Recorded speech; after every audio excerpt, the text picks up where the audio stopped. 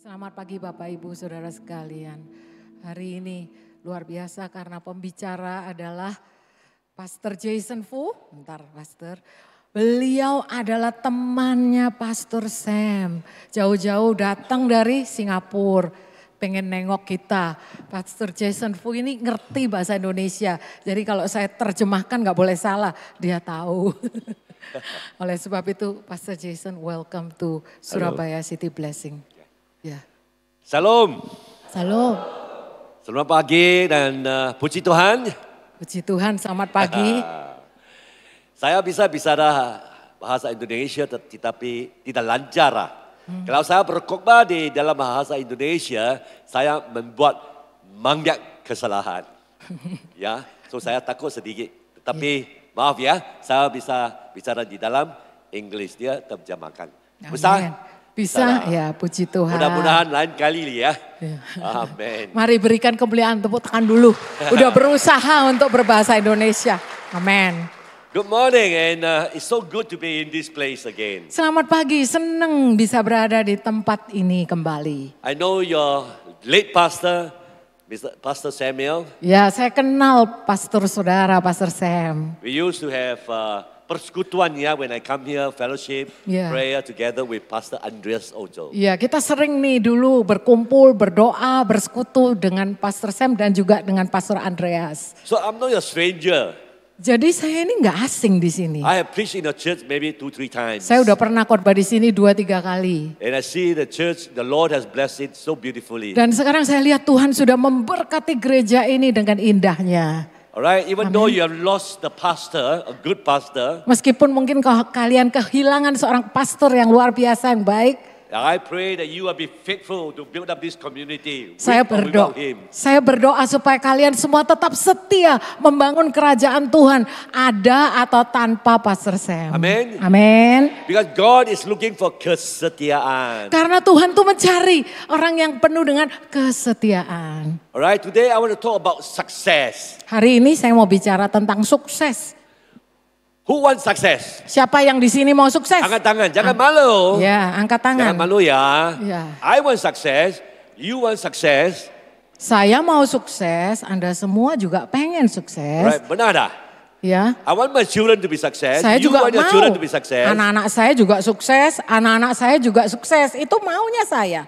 But what is success? Apa itu sukses? Bentar ya, saya There are nyalakan two dulu. ways of measuring success. Ada dua cara untuk mengukur The kesuksesan. world measures success by its own standard. Dan dunia itu punya tolak ukur standarnya.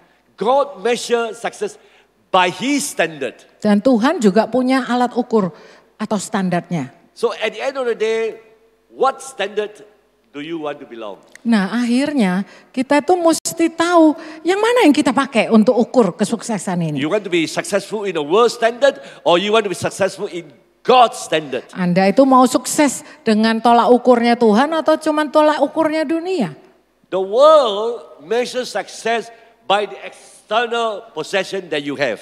Nah kalau dunia itu tolak ukurnya itu selalu eksternal yang dilihat di luar. But God measures success internally. He look at your heart. Tetapi Tuhan kalau mengukur tolak ukurnya itu nggak kelihatan karena ada di hati. So you can see which is more important. Oleh sebab itu kita sekarang lihat mana yang lebih penting. The external will perish. Karena yang dari luar, yang kelihatan di luar tuh akan binasa satu But kali. internal success lasts forever. Tapi suksesan yang ada di dalam ini akan kekal selamanya. That's how the world measures success, ya. Ya inilah cara dunia itu ukur kesuksesan ya. By the possession you have. Dengan harta benda atau apa yang dimiliki seseorang. Right? For example, if I wear a beautiful watch, Rolex watch. Yeah. Wah, you orang kaya, sure Yeah. successful. Contoh kalau jam saya Benar. Rolex, ini pasti orang kaya. If I wear a beautiful shirt that branded, wah, you orang kaya, orang sukses ya. Ya kalau bajunya merek terkenal, orang kaya, orang sukses nih pasti.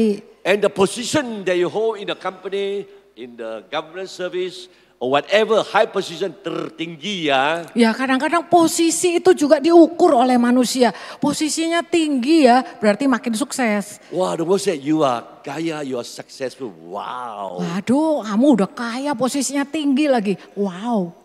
So the world measures success by how much you have and how much higher are you in position. Sehingga dunia itu mengukur kesuksesan dengan berapa banyak yang engkau punyai dan berapa tinggi So they measure posisimu. success by the external. Sehingga ini yang saya katakan sukses secara eksternal. And now the world want to look how successful the church is. Nah sekarang dunia ini ya juga mau lihat kalau tolak ukurnya sukses orang Kristen anak Tuhan itu gimana sih? So they use 3B to measure success. Nah kalau dalam Tuhan itu tolak ukurnya ada 3. Okay, the first B is, Yang pertama, B yang pertama, sebentar ya okay, saya B cari. means besar. In English, besar. Ya besar, salah sebelumnya. The bigger you are, the bigger the success. Lebih besar, lebih sukses. For example, if they see the church has a big membership, big Ya. body, badannya besar.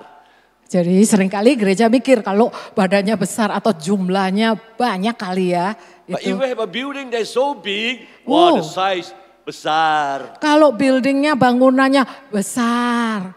And when you look at the finance, wow, also besar. Nanti kalau lihat, keuangannya juga besar. So you have big body, your big building, your big budget, you must be successful according to the world standard. Ya, jadi secara standar dunia yang seringkali dipercaya gereja adalah 3B, kalau tubuhnya besar, bangunannya besar, anggarannya atau finansial besar, itu sukses.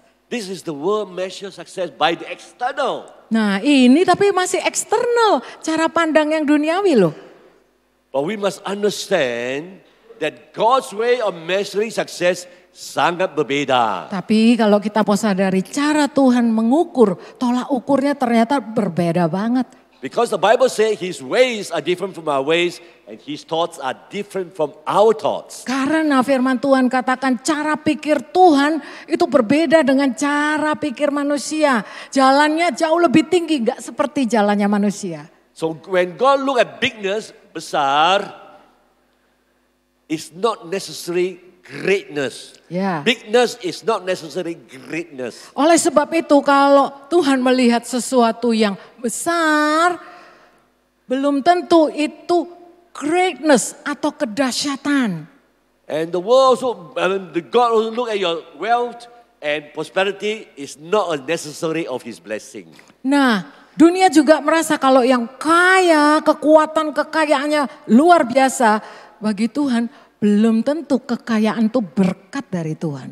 And also when you do muzizat, signs and wonders, it's not a measurement of God's greatness. Oleh sebab itu juga kalau ada yang namanya mujizat, tanda-tanda ajaib yang luar biasa, itu tidak selalu mencerminkan kemuliaan atau kebesaran Tuhan. Then how God measures success? Nah terus gimana cara tolak ukurnya Tuhan dalam hal sukses ini? It is very important that we know the way that God measures success so that we can learn how to be successful in the Lord. Oleh sebab itu penting juga tahu supaya kita mengenal gimana tolak ukur yang sesungguhnya yang Tuhan rindukan ya. Supaya kita bisa mengikutinya.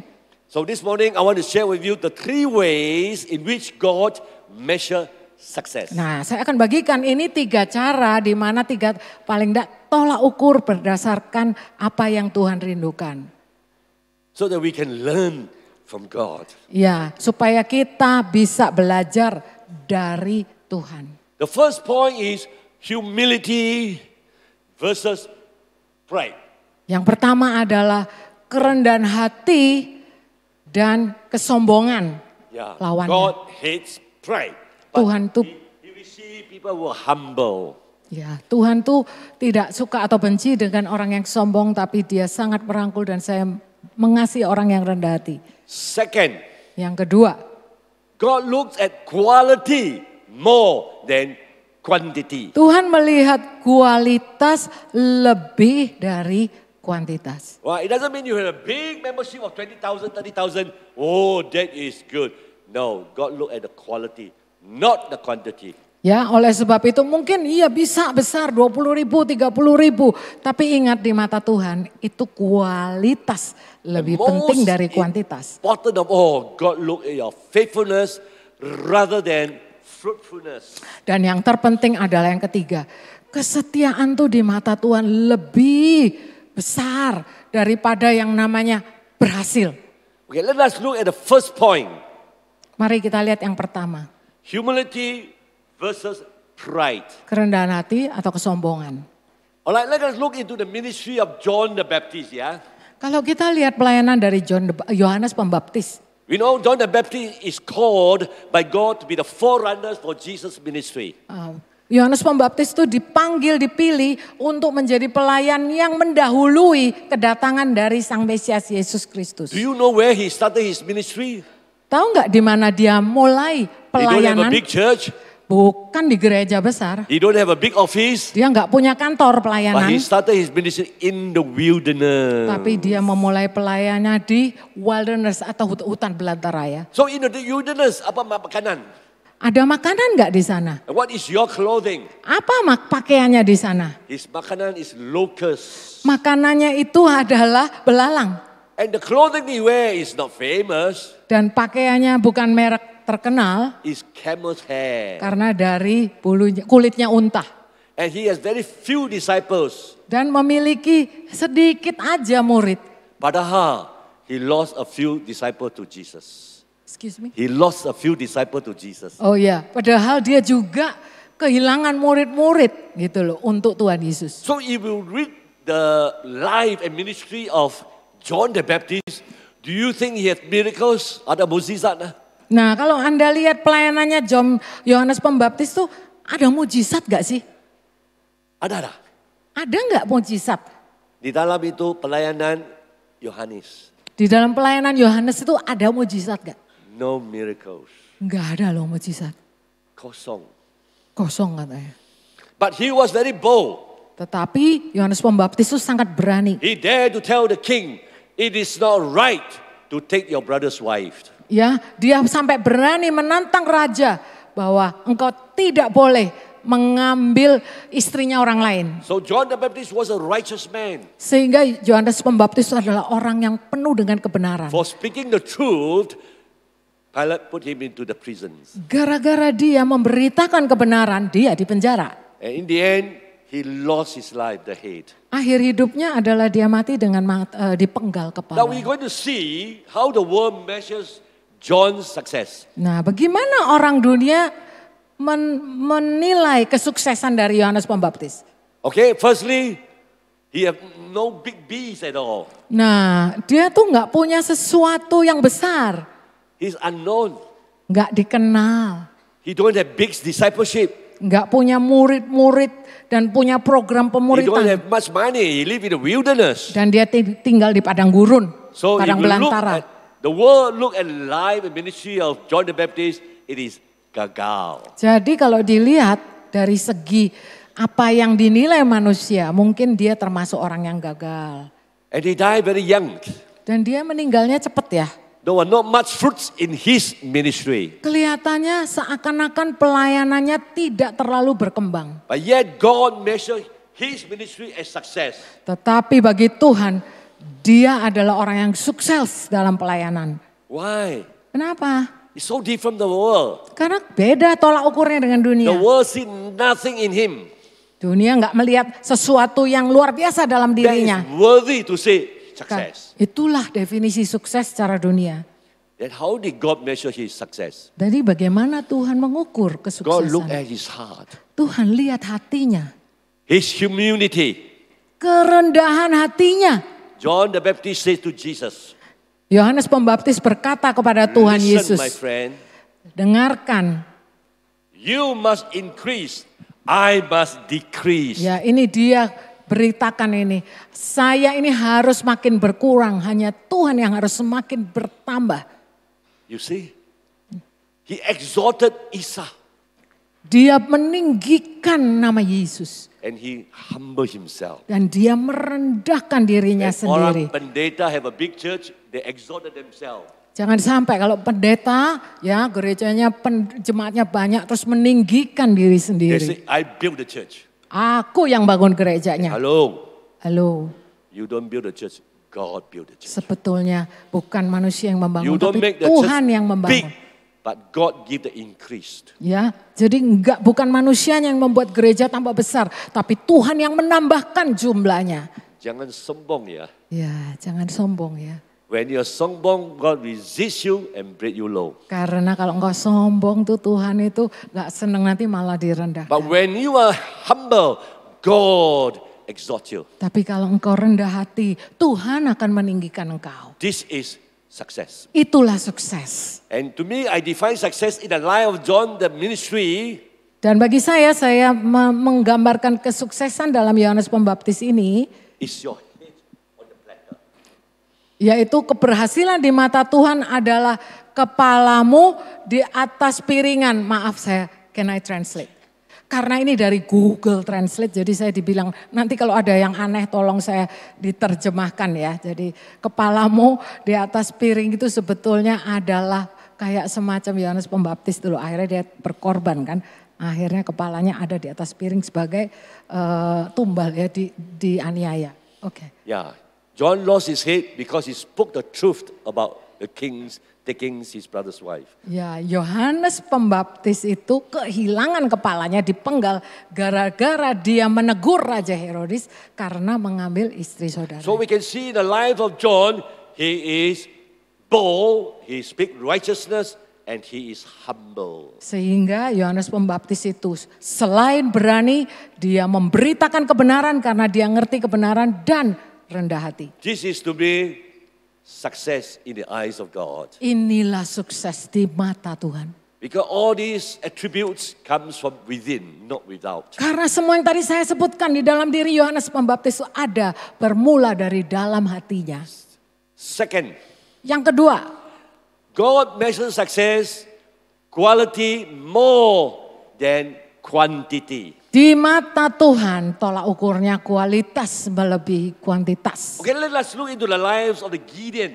Nah, kita lihat Gideon sekarang. Alright, if you read the Bible in Judges chapter 6, you will understand the life of Gideon. Kalau kita baca di Alkitab itu ada kualitas tentang Gideon. Gideon was planting in the paddy field. Ya, dia sedang membajak ya. Yeah. What is it? Plant- Planting in the paddy field. Ya, He was doing sedang work. mau menanam ini, In membajak. fact, he was hiding from the enemy. Tapi sebetulnya dia tuh sedang bersembunyi. And when God called him, Gideon, a man of valor. Ya, jadi waktu Gideon tuh dipanggil, dia bilang, Gideon, engkau pahlawan perkasa. But Gideon said to himself, I am the least of all the tribes. Tapi Gideon tuh bilang, ya ilah saya itu loh gak ada apa-apanya, saya paling gak bisa apa-apa. So God looked him at differently. Jadi Tuhan tuh melihat Gideon tuh dengan cara yang pandang berbeda dengan Gideon memandang dirinya. God did not see any smallness, but God see bigness in him because God is going to work into his life. And Karena- therefore he say, you are the man of valor. Ya, jadi Tuhan tuh gak melihat Gideon sebagai orang yang paling tidak dikenal karena Tuhan melihat sesuatu sehingga Tuhan katakan engkau adalah pahlawan perkasa. See, when God called us, it is not the power of our might. Sehingga kalau Tuhan juga memanggil kalian semua itu bukan karena kita itu hebat-hebat gitu. It is his power and his spirit working through us to the glory of God. Tapi justru karena kekuatan, kuasanya yang bekerja di dalam diri kita. So when God appeared to Gideon, he was hiding and fearful. God said to him, man of valor, raise up the army for me. And I'm going to give the enemies into your hand. Jadi waktu Gideon tuh lagi ketakutan, lagi sembunyi, lagi merasa tak berdaya. Justru Tuhan panggil, ayo engkau, mari bangkitlah.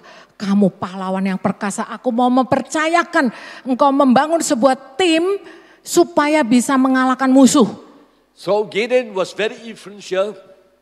Very? Influential. He is good in getting people. Oke, Gideon tuh ada kelebihannya, dia tuh mudah mengumpulkan orang. You know how many soldiers that he raised up? Dia tahu, saudara tahu berapa tentara yang berhasil dikumpulkan? 32,000. 32.000.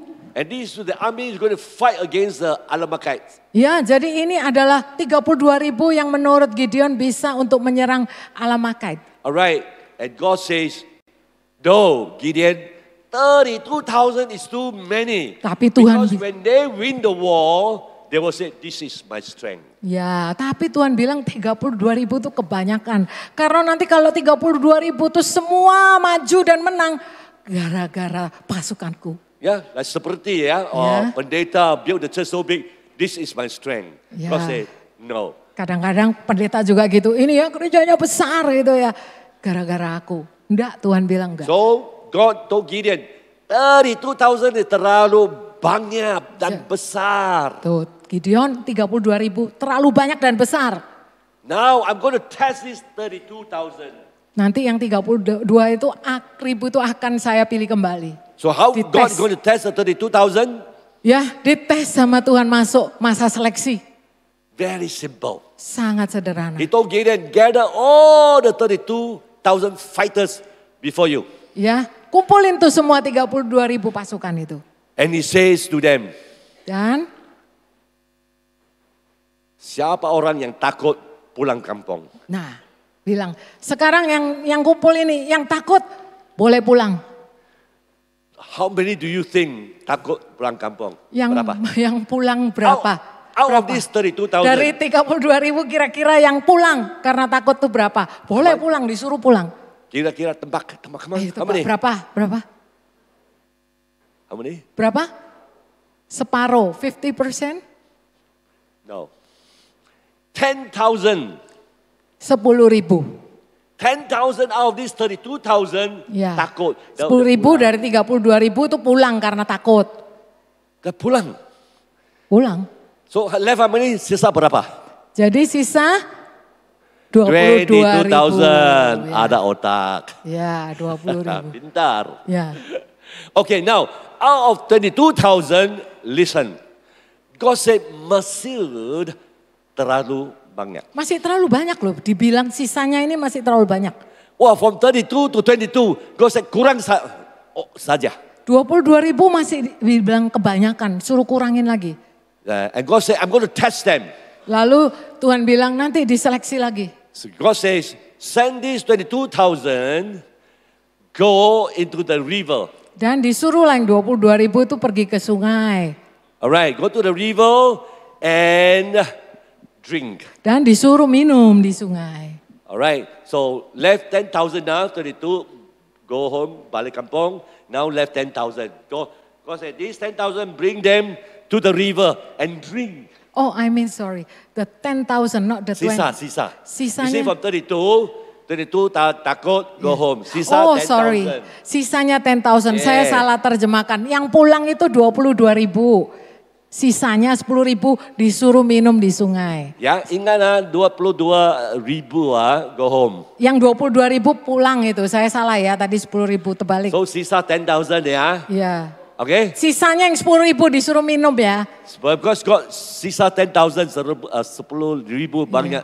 Terlalu banyak bagi Tuhan 10 ribu jadi disuruh Too many. seleksi. Masih No, kebanyakan. bring them to the river Masih disuruh, ayo seleksi lagi disuruh ke sungai minum. and ask them to drink from the river. Dan harus minum dari sungai ya. Drink. Minum. So some of them, 10,000 go to the river. Dan 10 ribu itu pergi ke sungai, ada yang minumnya langsung jilat ke air. Yeah, they look like a dog. Ya, seperti anjing katanya langsung gitu. Alright? Minum langsung dari sungai menjilat. Do you think how many people out these 10,000 drink like a dog? Dari 10 ribu yang minumnya gayanya kayak Pastor Jason berapa ya kira-kira?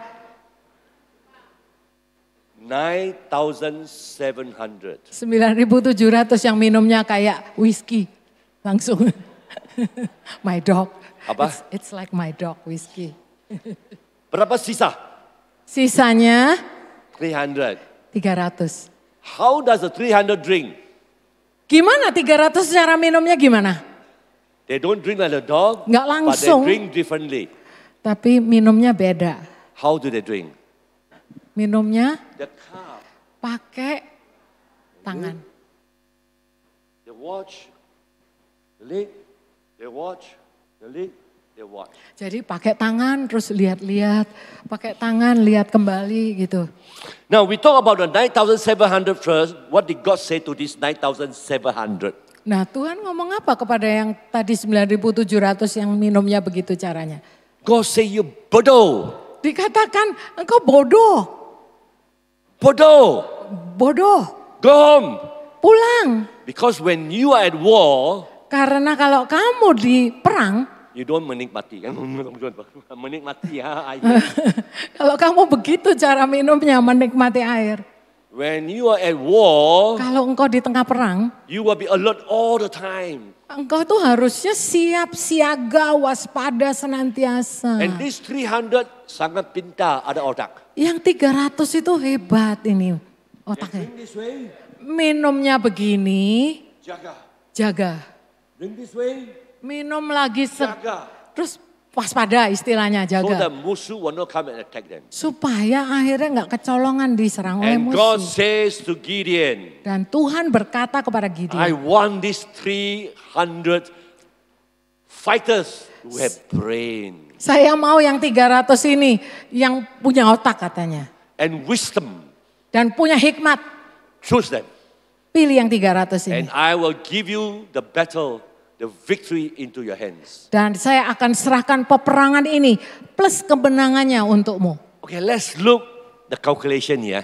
Mari kita lihat kalkulasinya. Calculation 32,000 Ya ada 32.000 kurang-kurang sampai 300 saja. dan kurang sampai sisa 300 saja. Berapa persen? Berapa persen itu dari? Anybody? Hah? You're right, pintar. Ya hebat, pintar. Lucu ya, ada otak. Good, 1%. Cuma 1%. How come God 1%? How come God don't want 32,000? Kenapa kok Tuhan cuma mau pakai yang 1% kok yang enggak 32.000 itu? Because when the 30,000 fight and win the battle, they will say, see, our power, not him, our power. Ya karena kalau yang semuanya itu berperang nanti kalau menang menyombongkan diri ini loh gara-gara aku. God need only 1%. Tuhan tuh cuma butuh yang 1%. So, does the number important to God? Nah jumlah itu penting nggak sama Tuhan? Quantity doesn't matter to God. Kalau kuantitas itu bagi Tuhan tuh tidak sepenting satunya. Quality. Yaitu kualitas. You want to buy things, buy with quality. Mau beli barang aja kita cari kualitasnya yang You want bagus. to pengikut Isa become a quality pengikut Isa. A quality follower, person with quality, like with all the characters of Isa. People with quality. Ya oleh sebab itu pengikut dari Yesus itu juga harus menjadi pengikut yang ada kualitasnya. I pray that you will not be the 22,000 that go home. Saya berdoa supaya kalian bukan yang 22.000 yang pulang. I don't want to believe that you are the 900 and 9,700 that become bodoh. Ya saya juga tidak berharap saudara adalah bagian dari 9.700 yang katanya tadi bodoh itu. But I want you to be the 1%. Saya mau Anda semua menjadi yang 1% That ini loh. stay with God. Yang tetap tinggal bersama That stay with Tuhan. the church. Yang tetap berada di dalam In gereja times ini.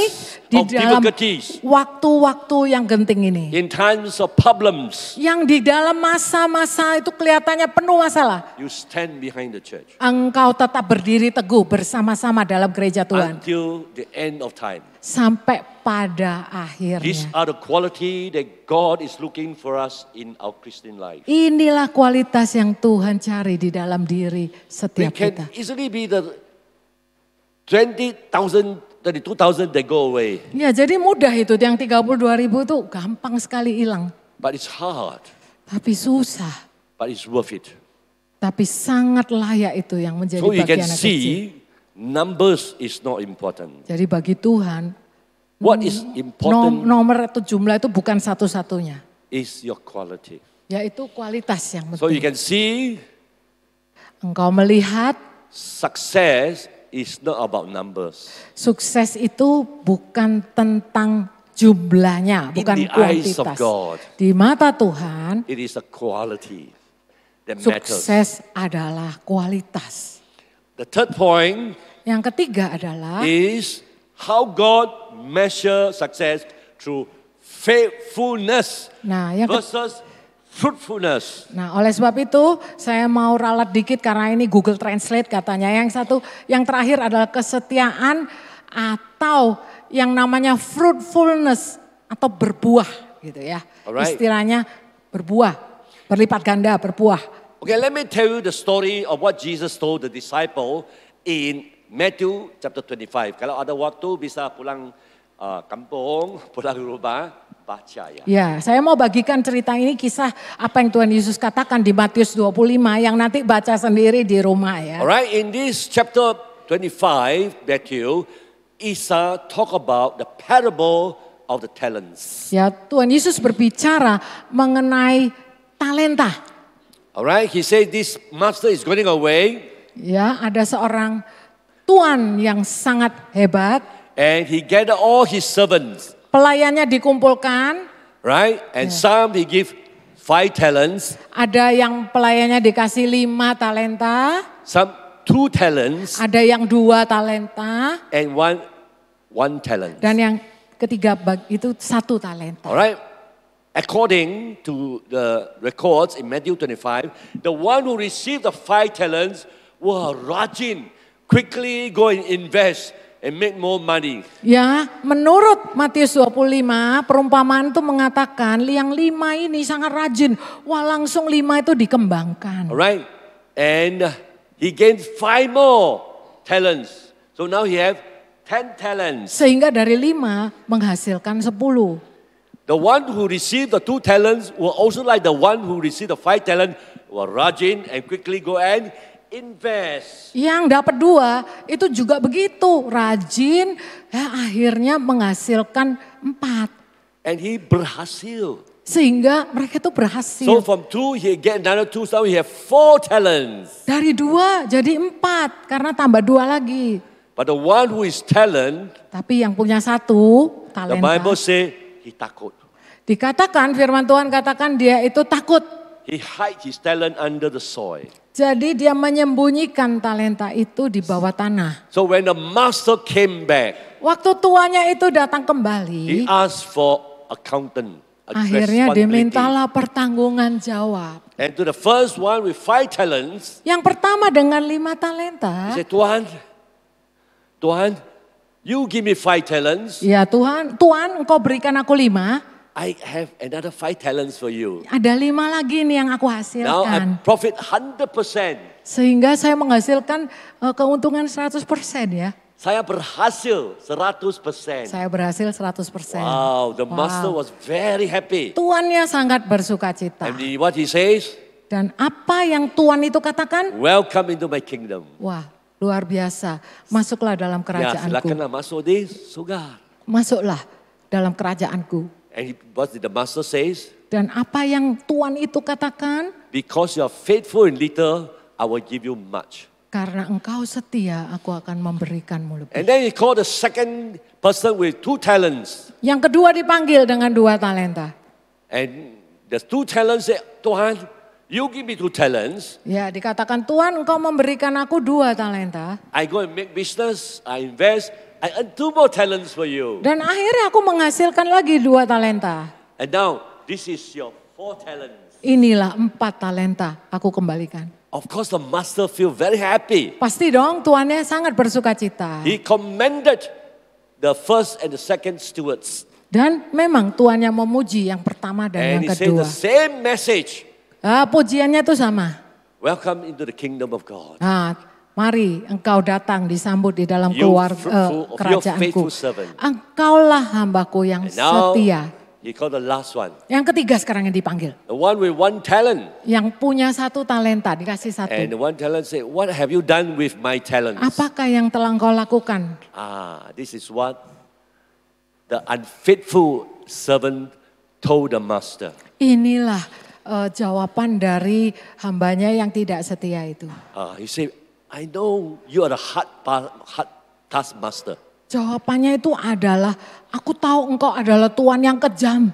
You reaped and so you reap where you did not sow. Engkau menuai di tempat engkau tidak menabur. So I was afraid. Jadi aku ini takut. I hide your talents under the name. Nih, The aku soil. sembunyikan talenta itu supaya nggak hilang di bawah This is tanah. what the master said to him. Nah, ini apa yang tuannya katakan. It is not a good message. Ya, ini bukan berita yang enak untuk didengar. It is a message of condemnation. Dan bahkan kata-katanya itu seakan menghakimi ya. You say, you know I am hard task master. Why don't you at least, put the money in the bank and earn interest? Nah, ada jawabannya, engkau tahu aku tuan yang kejam dan jahat. Kenapa paling tidak engkau taruh di bank supaya ada bunganya? And he rebuked him and called him an unfaithful servant. Dan Tuhan itu mengatakan, bahkan memarahinya dengan mengatakan engkau hamba yang tidak setia. Now, we all know at the day of judgment, Kita semua tahu ada satu hari di mana adalah hari you penghakiman. and I will stand before the presence of God. Kita semua, saudara dan saya akan And berdiri we di will be hadapannya. given an account Dan kita diminta pertanggungjawabannya, to our judge, yaitu kepada hakim. Jesus Christ our Lord. Yesus Kristus sebagai And Tuhan we dan have to Juru give an Selamat. account of what we have done and what we have not done with the talents that he has given to us. Jadi kita diminta pertanggungjawaban dengan apa yang sudah dia berikan. And when we enter into heaven, Kalau kita sampai pada there are surga, only two messages from the Master. ya ada dua Listen, beritanya atau kalimatnya. the first message is Pertama kata-katanya adalah commendation. perintah. Commendation, that means I praise you. Oh, commendation, pujian, memuji. Yeah, because you are fruitful, now enter into the kingdom. Commendation. Pujian karena engkau sudah berhasil. The second message is Berita yang kedua adalah condemnation. semacam kata-kata yang mendakwa. You have been a failure or unfaithful. Kamu tidak setia. Now let us look carefully into this chapter. Nah, mari kita lihat lebih lagi di dalam ayat-ayat berikut. Now, according to this account, Menurut kisah ini, the first one with 5 talent was successful, ya, yang dapat 5 itu dianggap sukses. right? Benar. Setuju? Setuju, yang 5 dianggap Right? sukses? You got 5 multiplied was success. Ya. The second sama juga. Yang kedua juga sama. He got 2 talents 2 talenta and he berhasil, dan berhasil so it's 100%. 100% lagi. Now, why did Isa say, Tapi kenapa Tuhan Yesus berkata? what didn't he say, Kenapa dia tidak berkata? you fruitful and faithful? Dia Why? tidak berkata, oh engkau itu berhasil dan setia. He Enggak. only used faithful. Dia cuma pakai satu kata, engkau setia. And yet, he doesn't include fruitful. Yang berhasilnya itu tidak dimasukkan, tidak termasuk dalam kata-katanya. I believed. Saya percaya. Everyone in this room, whether you have talent or no talent, you can be faithful. Saya percaya setiap kita, mau ada talenta nggak ada talenta, tapi kita bisa setia. Not every one of you can be fruitful. Nah, enggak semua kita mungkin bisa namanya yang berhasil atau fruitful tadi. Can you be fruitful like Reinhard Bonnke? Nah, bisa nggak kita tuh seberhasil Reinhard Bonnke, penginjil yang luar biasa? Can you be like Billy Graham Apakah kita bisa seperti Billy Graham? and many others with big congregations and big successful ministries? Ya, bisa nggak kita seperti mungkin yang lain? Pelayanannya dahsyat mendunia. Not many can be fruitful, but all can be faithful. Nah, mungkin nggak bisa yang besar-besar gitu, tapi kita bisa setia. Why I say that all can be faithful? Let me give you an example. Kenapa kok tadi saya katakan semua bisa faithful, setia? In my old church, Di gereja saya there is an old elderly woman. ada seorang jemaat yang udah tua dan seorang wanita. She's a cleaner. Dia tugasnya itu bersih-bersih. Alright, she come early before the church open. She will open the gate, make Pagi-pagi, coffee, datang paling pagi, buka pintu, and make coffee, breakfast, membuat kopi dan menyiapkan makan pagi. and make the place clean, Dan bersihkan itu tempatnya membersihkan ruangan gereja. kebaktian gereja. Alright, and when the church close at 10 o'clock, she will come back and tutup pintu, tutup kantor. Ya, jadi waktu selesai kebaktian juga dia yang tutup kantor, kunci semuanya. And day in, day out, she will do that. Setiap hari beliau melakukan ini, Month ibu in, ini. month out, she will be faithful in doing that. Dia setia membuka pintu, membersihkan setiap hari. And year in, year out, she will be faithful in doing that. Dan jujur setiap hari dengan setia ibu ini melakukannya. And she was faithful for 25 years. Dan dia setia melakukannya selama 25 tahun. So when I look at her life, Waktu saya melihat kehidupannya, she don't have much education. dia bukan orang yang berpendidikan tinggi. She doesn't have much skill Dia juga bukan orang yang skill kemampuannya itu banyak to make her success. untuk membuatnya sukses. But she was given opportunity Tapi dia diberi satu to kesempatan prove to God untuk membuktikan kepada Tuhan that she can be faithful Bahwa in the little thing of cleaning the church. dia bisa setia dalam hal sekecil yang sepertinya kecil karena membersihkan gereja. And equipping the church. Yaitu untuk mempersiapkan gereja. That God says, this is success. Dan bagi Tuhan, Tuhan katakan And ini she is sukses. faithful. Dan dia setia katanya. But fruitfulness, Tapi yang namanya tadi fruitful, yang tadi berbuah tadi. sometimes we ask ourselves, orang miskin bisa tak menjadi itu orang yang sukses? Kadang-kadang saya juga bertanya, bisa nggak orang miskin menjadi orang yang sukses? It's difficult. Susah ya? Yeah, not that success is not important, Loh bukan berarti sukses itu nggak penting. but what God is looking is fruitfulness against success. Nah tapi yang Tuhan lihat adalah yaitu berlipat gandanya fruitful di mata sukses yang seperti yang Tuhan inginkan. Okay, let me share the story of Mother Teresa before I end. Who's that? Mother Teresa. the Mother Catholic. Teresa. Oke, sekarang kisah dari Ibu Teresa. Yeah, we know Mother Teresa of India, Calcutta. Ya, How she helped the poor, saved the needy, and saved the dying. ya kalian tahu Ibu Teresa ya, Mother Teresa itu telah melayani di India, Kalkuta, merawat orang yang terlantar di jalan dan sampai menyelamatkan banyak jiwa. And she was very famous even after her death. She's still very famous. Dia terkenal sampai sudah almarhum pun masih dikenal. Because of her work among the poor, among the needy, among the dying. Karena pekerjaannya di tengah orang-orang yang menderita dan orang-orang yang hampir mau meninggal. So one day, Satu hari a reporter want to see her and live with her for 1 week to observe what she did.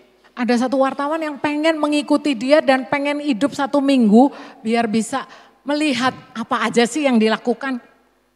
So she went to Calcutta, stay with her for 1 week, and went around the streets in Calcutta. Dan benar wartawan ini ngikutin 1 minggu membuntuti Ibu Mother Teresa And ini. also various homes, children's home and all that. Ya mengunjungi rumah-rumah anak. Those who are dying, old Ada yang elderly. meninggal, ada yang sakit berat gitu. And how she loved and cared for these people. Dan wartawan ini melihat bagaimana kasihnya Ibu Teresa ini. And for those who are dying, she will take from the streets and bring her home, and bring them home and begin to nurse it and until bring it to alive again. Ya, bagaimana wartawan itu melihat orang yang di jalanan yang sudah sekarat dibawa pulang sama suster ya ini Mother Teresa untuk dirawat sampai baik. Of course, the reporter was very touched. Tentu saja wartawan ini tergugah hatinya. And he asked one question, just one Ada question. satu pertanyaan yang dia tanyakan. He said, Ibu Teresa, Ya, pertanyaannya Ibu Teresa. how can you possibly meet all the needs in Calcutta? Gimana caranya ibu seorang diri itu bisa memenuhi semua kebutuhan orang-orang yang ini, yang begitu banyak yang sekarat ini. In other words, get rid of all the poor, the elderly, the sickly, the dying, finish them. Ya kok bisa untuk merawat orang yang sudah sekarat, bahkan ada yang sangat sakit, kok bisa? And this is her reply. Dan inilah jawaban Ibu Teresa. God has called me to be faithful, not so much as fruitful. Nah ini jawabannya, Tuhan telah memanggil saya untuk setia. Bukan untuk supaya berhasil berapa orang, bukan. Because if she is fruitful and successful, today in Calcutta, they won't be sick, there won't be beggars, widow dying, and all those. Ya, You will karena finish it all. panggilan Tuhan bukan, dia katakan kalau saya memang menjadi orang yang fruitful berbuah, berarti pelayanan saya berhasil dong, nggak ada orang lagi yang sekarat. Tapi buktinya sampai hari ini tetap ada. So, until today, there's still the poor exist. Sampai hari ini tetap yang sekarat tuh banyak. So she was right. Jadi Ibu Teresa ini benar. God called us to be faithful to Him. The little things that He asked us to do it wholeheartedly. Jadi Tuhan itu memanggil Ibu Teresa untuk melakukan hal yang sekecil apapun tapi dia lakukan dengan segenap hati. And God will say to you, welcome into my kingdom, you faithful servants. Oleh sebab itu nantinya Tuhan berkata untuk mempersilakan kau masuk di dekat dan disambut dengan kata-kata baik engkau adalah hambaku yang setia. In conclusion, Konklusinya sekarang. yeah, so we learn in conclusion Ya, the three factors how God measures success against the world measurement of success. ada 3 hal yang tolak ukur menurut Tuhan yang berbeda dengan manusia. Okay, the first point you all remember, Yang pertama apa tadi? humility versus proud. Kerendahan hati Pride. atau kesombongan. Right? Humble yourself and God will exalt you. Rendahkan dirimu supaya Tuhan juga meninggikan engkau. The second way in which God makes us success is Yang kedua adalah quality versus quantity. milikilah kuantitas. Milikilah kualitas, bukan kuantitasnya yang di mata Tuhan penting. Yeah, remember the story of Gideon. Now go home and read Judges chapter 6. Ya, From ingat. 32,000 to only 300, less than 1%. Ya, di Hakim-Hakim 6. Bayangin dari 32.000 hanya 300 saja yang penting bagi Tuhan itu yang dipilih karena kualitas. And the third point, faithfulness versus fruitfulness, Matthew chapter 25. Kesetiaan yang ketiga, bukan cuman hasilnya, kesetiaan yang utama. So what can we learn from all these lessons? Apa yang bisa kita pelajari dari pelajaran ini? My message to you is Pesan saya adalah develop inwardly what God wants us, not externally. kembangkan apa yang ada di dalam hati ini, bukan yang kembangkan yang di luar, karena Tuhan melihat apa yang ada di dalam. Because at the end of the day, Karena pada akhirnya, when God judges us, waktu hari penghakiman itu tiba, He look deep into your heart. Tuhan tuh melihatnya ke dalam hati. Deep into your heart. Dalam, sungguh dalam, kedalaman hati kita. To find whether you have the quality of what He wants us to develop. Ya, untuk melihat apakah kita sudah mengembangkan Amen. kualitas yang bisa kita kembangkan. Amin. Amin. Praise the Lord. Puji Okay, Tuhan. now I introduce myself. Nah, sekarang saya kenalin dulu siapa saya ya. Because I want to finish the message first. Ya, saya mau selesaikan dulu ini pesan penting ini. Ya, saya orang dari Singapura. Ya, Saya punya 3 anak-anak. Pertama perempuan, dia beranak 2. Laki-laki, perempuan ya. So I have 2 grandchildren. First one, anak kedua laki, dia beranak 4. ya. Ya, dua apa itu? 2 perempuan dan 2 laki-laki ya. Terakhir anak saya punya 2 anak laki-laki. Jumlah saya opa ya, 8 cucu. Ya, opa dengan 8 cucu, tepuk tangan dulu dong. Okay, so I have 3 children, 3 anak, 8 grandchildren, 8 cucu, but 1 wife. tetapi istri 1 aja. Because every time I come to Indonesia, I mix up with the imams, the kiai. Ya, saya ini kan sahabat imam dan kiai khususnya di Surabaya. Saya Pak Jason, istri punya berapa ya? Iya, saya ditanya, istri berapa Bapak? Oh, the same question. Kok one banyak after sama loh, another. semua pada tanya begitu. Why they ask? Kenapa mereka tanya? So I always be honest to tell. Ya, jadi saya jujur ke mereka. I say, Bapak, saya punya 1 saja. Saya punya 1 saja. So they always say, 1 saja mana cukup? Itu jawaban teman-temannya ya. Saya lebih, 2, 3, 4, 5.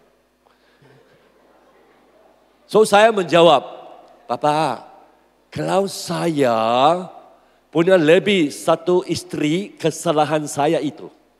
Satu cukup, 2 minggu, 3 pingsan, 4 mati. Satu cukup, 2 apa? 2 minggu, Bingung. 3 pingsan, 3 pingsan, 4 mati. Ya.